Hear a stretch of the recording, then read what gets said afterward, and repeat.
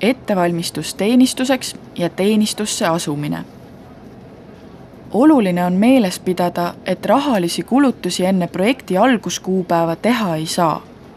See tähendab, et kõik materjalid, piletid ja muu projektiks vajalik tuleb soetada peale projekti algamist. Projekti alguskuupäev fikseeritakse taotluses. Oluline on eristada 2 kuupäevade vahemikku. Üks vahemik tähistab teenistuse kestvust. See on aeg, mil töötad oma vastuvõtvas organisatsioonis.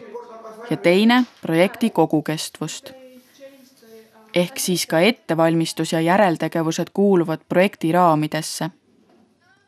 Kulutusi, mis jäävad väljaspoole projekti kuupäevi, pole programmi rahade eest katta võimalik. Uuri oma tulevase töö sisu. Näiteks juhul, kui hakkad tegelema lastekodulastega, tasub sul Eestis mõne lastekodu tegemistele kaasa aidata. See valmistab sind ka paremini ette.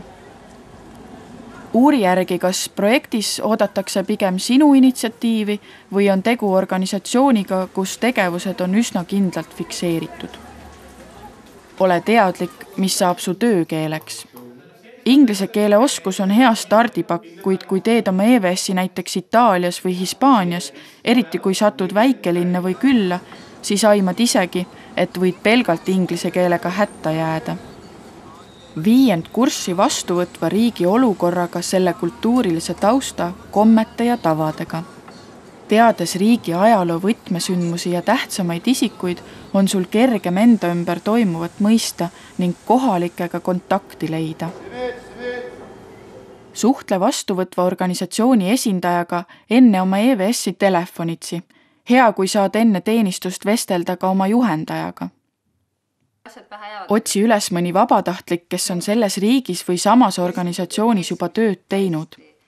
See vabatahtlik saab sulle anda väga tõetruu pildi sellest, mis projektiga tegu on. Küsi vastuvõtvalt organisatsioonilt endiste vabatahtlike kontakte.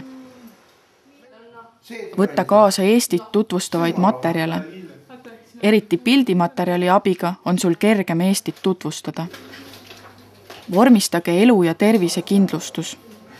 Tihti võtab selle kohustuse enda peale saatev organisatsioon, kuid see pole reegel. Kindlustus võimaldab sul terve teenistuse vältel saada tasuta arstiabi. Nii haiglaravi kui ka ravimitega seoses tehtud kulutused hüvitatakse kindlustuse poolt. Aruta kõik tekkinud küsimused läbi nii saatva kui vastuvõtva organisatsiooniga. Näiteks elamistingimused. Mõnel juhul pakutakse elamist peres, sagedasti aga üüritakse mitme vabatahtliku peale korter. Viimaks, aga mitte vähem oluline oleks, et mõtleksid juba enne minekut, mis on sinu EVS-i laiem mõju ja väärtus. Millist kasu või muutust võiks see projekt peale sinu elu ja õpikogemuse veel kaasa tuua, nii organisatsioonis kui ka laiemalt ühiskonnas. Sinu vabatahtlikku teenistust läbib koolituste tsükkel.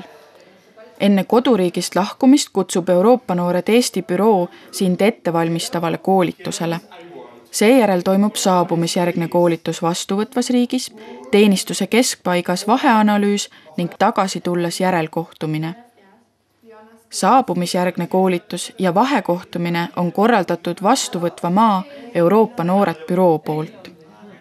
Koolituse eesmärgiks on toetada projekti ettevalmistust, teostust ja analüüsi ning saada tuttavaks teiste vabatahtlikega. Koolitused annavad sulle võimaluse jagada emotsioone inimestega, kes on täpselt samas olukorras.